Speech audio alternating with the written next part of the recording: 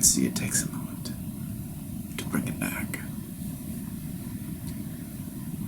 I do enjoy experiencing that temporarily, but I'm more drawn to the man. What I want for that man is what that man wants for himself. He holds the pole. He holds the pole. It's a soul pole.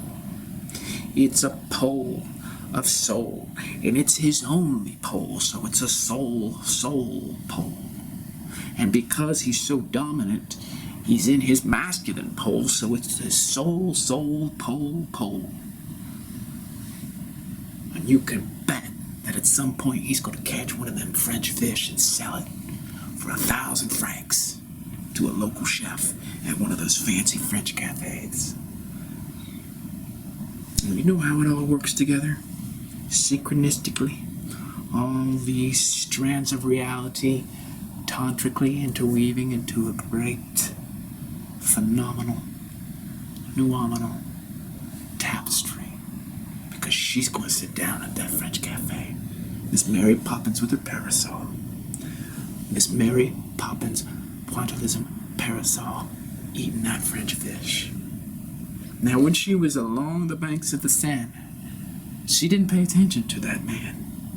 But he was there with his soul, pole, catching the fish that she's about to eat. And she's going to love every single morsel of that fish. She is going to taste every single nuance.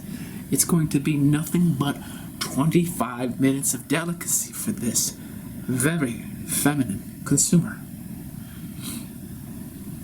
And if she could, you know she'd smack her lips, but she's French. She's Parisian. She's not going to do anything like that. She's going to be the quintessence of elegance. Perfect.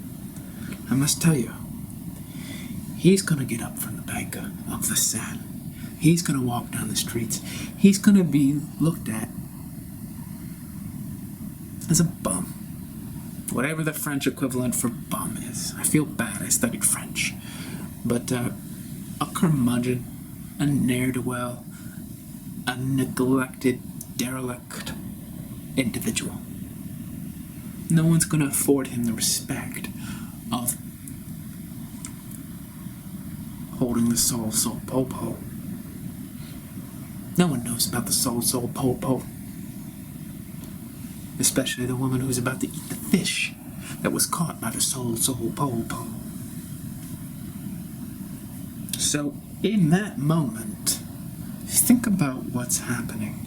He's walking on these cobblestones on some great rue, R-U-E, in Paris. And then there's this woman, Mary Poppins, pointillism, parasol, sitting there eating the fish that he caught. She is still a constellation of ephemeral dots. He is solid. The entire world around him is pointillism. He doesn't care. He knows that's the way it is.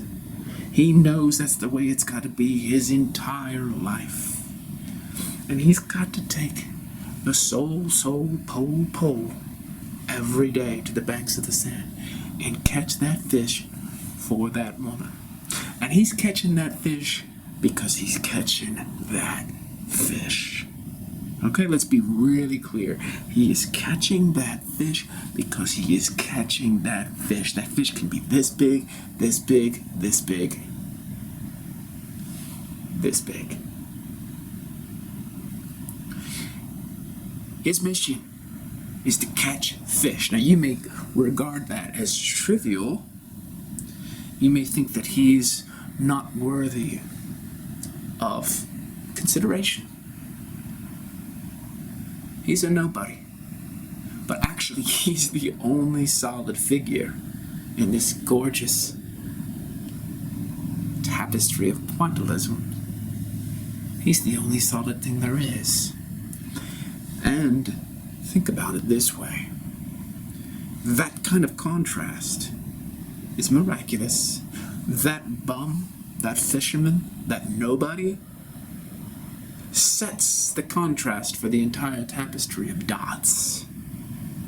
Okay?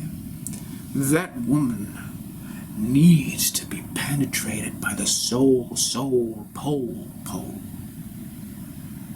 Because when she's penetrated by the soul, pole, something happens with her. Every single teal and fuchsia dot that composes her body-mind irradiates. She becomes radiant when she's eating the fish that was caught by the soul, pole. Right? And then she knows what it means to be alive, because remember, she has been constructed as an ephemeral being. Not because that's what she prefers, but that's just the design of the painting. Mary Poppins, a pointillism parasol. She floats from one occasion to the next. She stays at the banks of the Seine. She floats away down a bridge and goes to a cafe. She floats away, goes to the Louvre, enjoys magnificent art, floats away to the Bastille, then to Montmartre, all these wonderful places. But what is she doing? She needs the soul, pole.